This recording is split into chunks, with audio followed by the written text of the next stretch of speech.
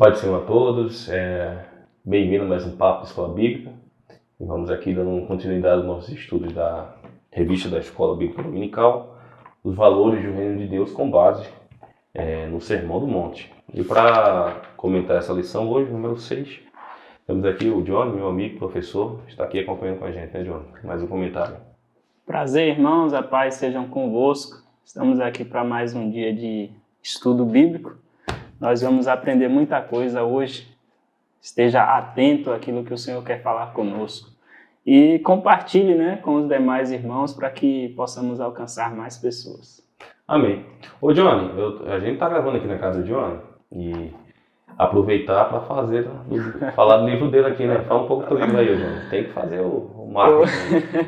Tem que aproveitar, irmãos. Tempo e Promessa, é um livro que a gente escreveu falando sobre o caminho que todo aquele que recebeu uma promessa de Deus vai trilhar, Aqui a gente aprende muitas lições na vida de Davi, de Saul, de Sansão, olhando a vida deles e aquilo que a gente pode extrair de lições para as nossas vidas, Então aproveite, está disponível na internet, em vários sites, você só pesquisa Tempo e Promessa, você vai encontrar e vai chegar no conforto do seu lar aí, tá bom? Deus abençoe os irmãos. Amém, Johnny. E a gente vai deixar ali na descrição aí do vídeo, onde você também pode encontrar, vamos deixar o Instagram do Johnny lá, para você ter um papo direto com o autor aí, com o escritor do livro. Vai ser bom. Então, a lição número 6, ela fala sobre se expressando as palavras honestas, e está baseado no textual, Seja, porém, o vosso falar sim, sim, não, não. O que passa disso é procedência maligna. Então ele abre a revista, Johnny, falando do valor, do poder que tem a palavra, Aquilo que sai da nossa boca, que muitas vezes pode ser banal para alguns, mas a gente vê que tem uma importância, Eu já começo aqui com o texto de Provérbios 18, versículo 21, quando diz que a morte e a vida estão no poder da língua. Aquele que a ama comerá do seu fruto, Então a gente já começa com um texto bem pesado, bem forte, para a gente entender o tamanho da responsabilidade das nossas palavras, A gente saber dosar bem, como falar, em que momento falar, E falar com sabedoria, Sabendo que as nossas palavras trazem consequências para as pessoas que estão ao nosso redor.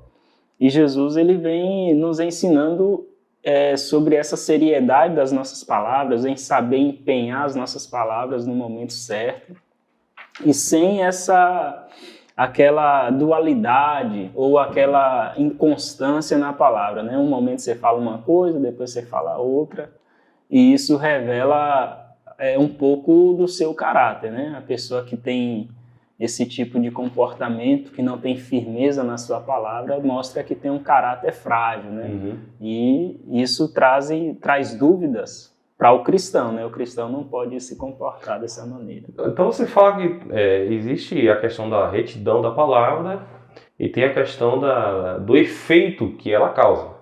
Então, ainda que uma palavra ela não seja uma palavra justa, de acordo com a palavra de Deus, mas ela pode ter um efeito nocivo, E a Bíblia fala disso, lá no Novo Testamento, que a língua, ela é guardada, pode causar mal, Exato. pode causar bem. Veja que hoje estamos aí vivendo guerras por causa daquilo que foi dito. Exatamente. Aquilo não foi dosado, Aquilo que...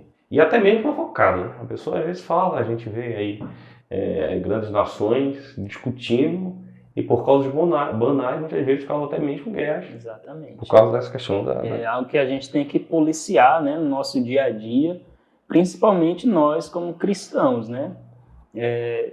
Saber falar, saber o que falar, em qual momento, ter esse cuidado, A gente não precisa se precipitar, a gente precisa policiar, Uhum. Não precisa falar o tempo todo, falar pelos cotovelos, a gente tem que ter esse cuidado daí, porque é coisa que a gente vê os efeitos no nosso dia a dia, o tempo inteiro a gente vai ver o efeito do que a gente fala ou do que a gente deixa de falar. Então, se existem guerras, nação contra nação, simplesmente porque alguém não soube falar direito, não soube conversar, não soube sentar para dialogar, muito mais a gente vai ver esses atritos no nosso dia a dia. E a gente precisa ter cuidado aí para não trazer sérias consequências no nosso dia a dia, especialmente para as pessoas que vivem ao nosso redor, né? Como eu não sei se eu li, mas eu sempre repito, né? A gente é dono do que se cala, escravo do que fala, né? Falou, depois que você falou, você vai ter que arcar com as consequências, né? Tem aquela questão de que a palavra ela é uma das coisas que não volta, né? Não volta. Então, é muito melhor você segurar um pouquinho, pensar 2 vezes antes de falar, porque uma vez falado... Tem que ser tardio em falar, né? Exatamente. Então, como cristão, se for para falar, que seja para abençoar, né? Não para maldizer. Muitas vezes pais amaldiçoam os filhos, filhos amaldiçoam os pais. Certeza. E a Bíblia nos orienta muito desse aspecto, né? No entanto, a lição ela trata da questão da retidão, né? Da maneira que a gente deve ter cuidado para falar. E aí, na abertura aqui do primeiro tópico, ele fala dessa questão da lei do juramento, né? Que ele enfatiza ali a questão do Antigo Testamento e a relação do Novo Testamento, né? E como é que funcionava isso? A lei mosaica, ela estabeleceu para o povo de Israel, né? Que a pessoa ela poderia fazer um voto, fazer um juramento ao Senhor, a partir do momento em que ela empenhasse a sua palavra, fizesse um voto, fizesse um juramento, ele estava obrigado a cumprir aquilo dali. Ele não podia voltar atrás, ele não podia quebrar o seu mandamento, sendo que se ele não cumprisse, algum familiar poderia vingar, né? Porque ele não cumpriu. O mesmo aconteceu ali com Deus e Abraão, né? Quando Deus, aqui, você lembrando, exatamente. Deus mandou Abraão sacrificar alguns animais e ele deveria apenas ter o cuidado ali para que as aves não viessem e comessem. E no final do dia, Deus enviou um fogareiro passando ali, revelando que era a sua presença se comprometendo em cumprir as promessas, as alianças que ele tinha feito a Abraão, né? Então, aquele tipo de voto significava que se uma das partes não cumprisse o que havia sido prometido, seria feito com ele o mesmo que foi feito com os animais. Então, a lei de Moisés, mais tarde, vem estabelecer, colocar isso na lei e mostrar que a pessoa, tendo empenhado a sua palavra, ela estava obrigada a cumprir, né? Era uma forma de garantia daquilo que ele falou iria se cumprir, e que era uma forma também ali de evitar a mentira, a falsidade, o perjúrio, a falsa testemunha, né? Evitando assim que injustiças viessem a acontecer. Você cita o exemplo de Abraão, né, que Deus fala, jurei por mim mesmo que cumpriria essa palavra, né, que ele seria pai de muitas nações. Então aquela situação, né, você citou de Abraão, permitia que os dois que jurassem, fizessem o pacto, passassem ali. Então, quando Deus passa sozinho e consome aqueles animais que estão ali, ele jura por ele mesmo. E entre aspas, podemos dizer que ele quis dizer que seja feito comigo igual que os animais, né? E sabemos que Deus não para que minta, nem filho do homem para que se arrependa. Então, se ele falou, isso aí falou, né? Assim será a palavra que será da minha boca, não voltará para mim vazia, fará tudo que me apraz. Exatamente, ela era uma garantia, né? Não tem como eu não cumprir aquilo que eu estou fazendo. Não é que Deus precisasse provar a Abraão alguma coisa, mas a fim de materializar para Abraão a palavra dele que tinha poder, ele fez. Exatamente. Creu Abraão no Senhor, isso foi imputado como justiça. Verdade. Né? Então realmente o Senhor ali, ele evitou que Abraão passasse. Que não dependia dele, precisa da tua palavra, só da minha é suficiente. Exatamente, só depende de mim e eu vou fazer e ponto final. É a mesma coisa que quando Deus promete algo pra gente, né? Só depende dele. Ele querer fazer, ele vai fazer e ponto final. A sua palavra empenhada não vai voltar atrás. E aí, com base no padrão de santidade de Deus, a gente aplica para a nossa realidade, porque a palavra do homem muitas vezes é inconstante.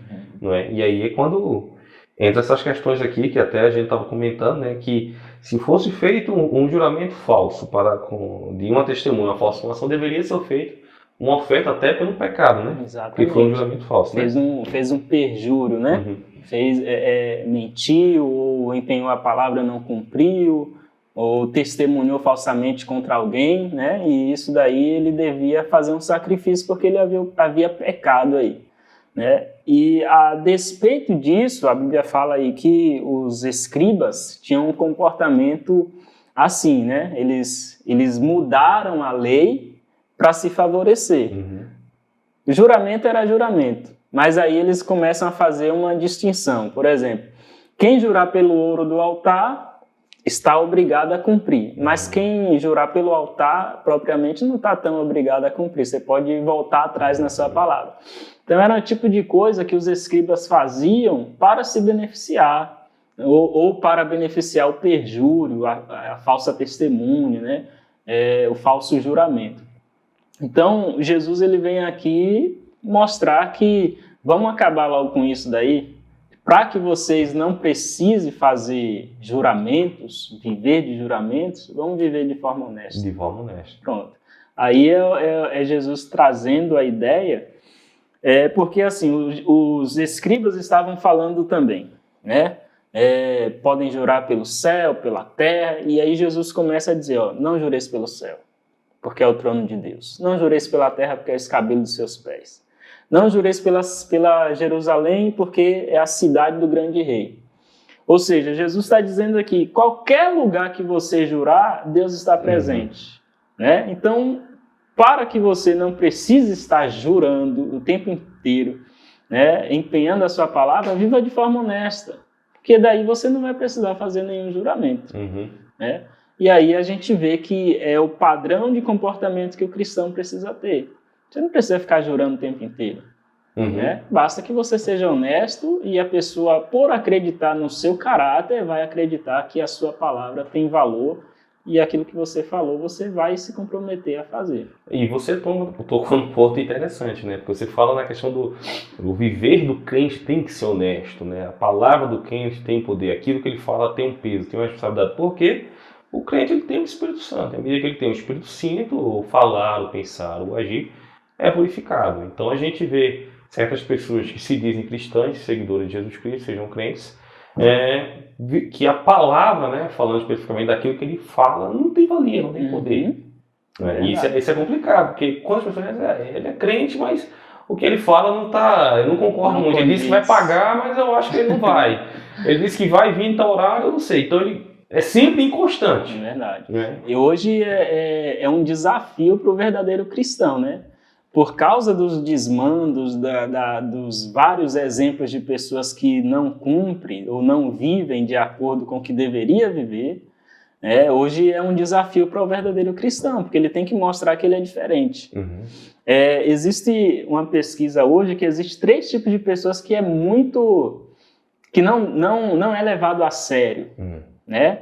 Os políticos, os policiais e os pastores. Olha que decepção. E isso é uma decepção para a gente, porque isso é por motivos óbvios, né? A gente vê vários exemplos, vários escândalos. Então, até no empenhar da palavra, o cristão ele é dada ali uma dúvida: será que ele realmente vai cumprir, vai fazer, cumprir com aquilo que ele prometeu, né? E você fala disso não é por causa dos honestos, né? Na verdade, os honestos estão sendo penalizados por causa de maus exemplos, né? Exatamente. E aí a gente, como cristão honesto, a gente tem que estar sempre lutando contra essa classe de pessoas que está ali contaminando o seio da igreja e mostrando que existe verdadeiros cristãos. Com certeza. A gente vê no passado aí, não muito distante, né? Quando a palavra empenhada não tinha volta, né? O fio do cabelo do bigode do cara vale tudo. Valia aí mais do que qualquer contrato, né? Hoje, se falar, você não adianta nada. Você falar que você é crente, não, eu sou crente, eu vou cumprir, isso não resolve muito, né? Porque tudo aquilo que a gente tem vivido, tem visto daí, os maus exemplos, tem contabilizado contra nós mesmos, né? Então, é um desafio muito grande você poder viver sem precisar fazer um juramento. Sem precisar, não, eu prometo que eu vou pagar, eu juro que eu vou fazer. Ou reforçar, né? Fica tudo falando, eu vou fazer, não sei o que, acredita em mim. Né? Você fica reforçando. É um desafio muito grande, né? Isso, cara, é só uma convivência, um caráter verdadeiro cristão que vai poder, você vai poder provar que realmente sua palavra tem poder, né? E isso é no seu dia a dia, é ao redor ali, dentre as pessoas que convivem, que vão observar o seu caráter e observar suas palavras, né?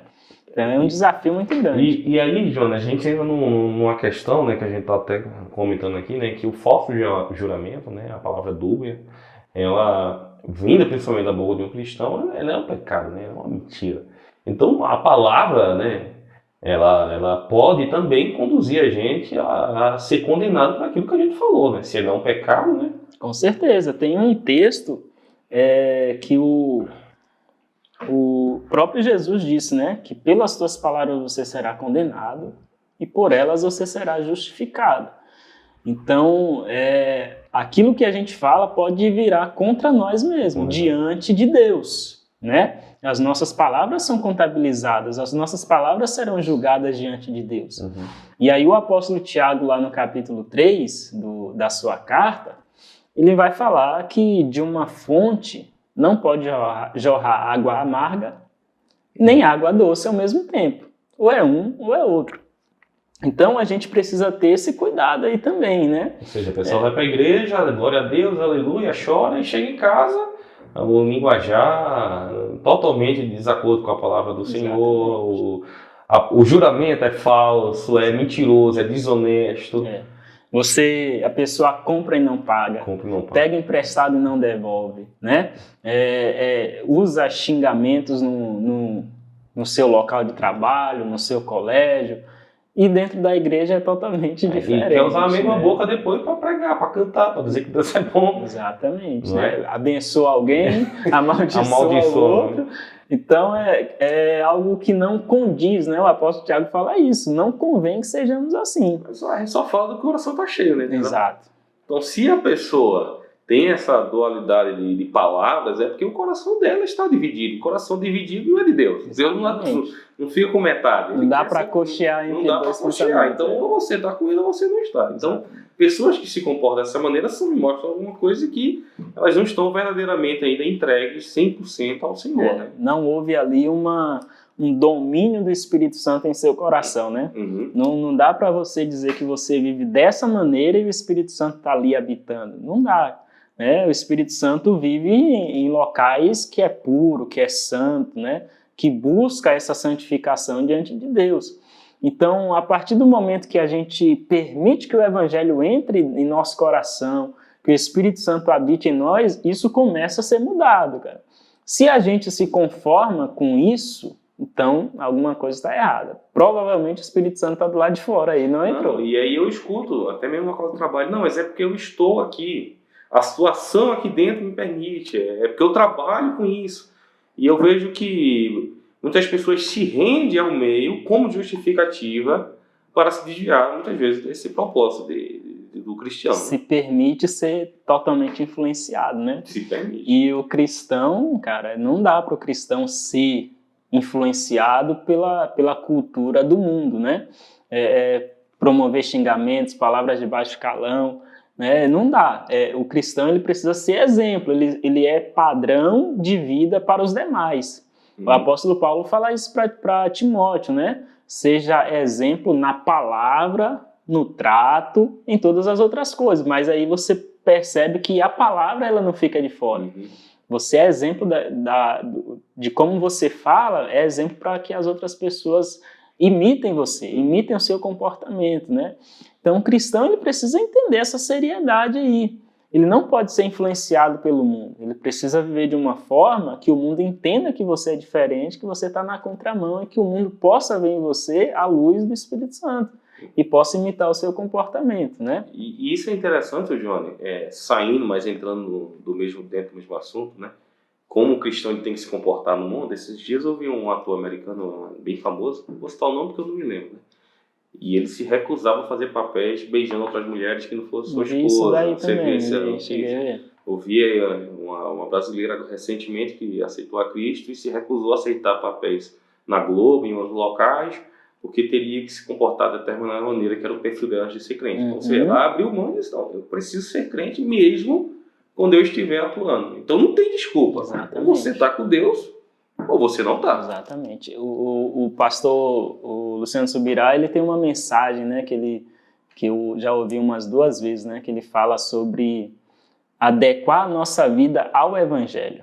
O grande problema nosso é que nós queremos adequar o Evangelho à nossa vida, cara. Quer dizer, a gente se permite mudar algumas coisas na palavra para que ela se adeque ao nosso padrão de vida. E isso é uma coisa que o islamismo não negocia. Ou você entra no islamismo para obedecer a regra deles, ou você não entra.